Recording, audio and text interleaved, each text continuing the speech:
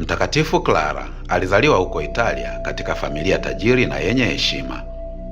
Tangu utoto wake, moyo wake ulijaa upendo kwa Mungu na huruma kwa maskini, akivutiwa sana na maisha ya unyenyekevu na huduma ya Mtakatifu Fransisko wa Asizi. Akiwa na umri wa miaka 18, Clara alikimbia usiku wa Pasaka na kumwendea Fransisko, akijitoa maisha yake yote kwa Kristo.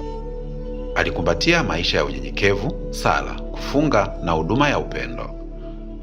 Alianzisha shirika la wadada maskini wa Mtakatifu Clara lililojengwa juu ya msingi wa ufukara, sala na kujitolea kwa Mungu. Kwa maisha yake yote, Clara alionyesha ujasiri na imani isiyotetereka hata katika magonjwa na changamoto. Leo anatufundisha kwamba furaha ya kweli inapatikana katika kujitoa kwa Mungu na kuwatumikia wengine kwa upendo.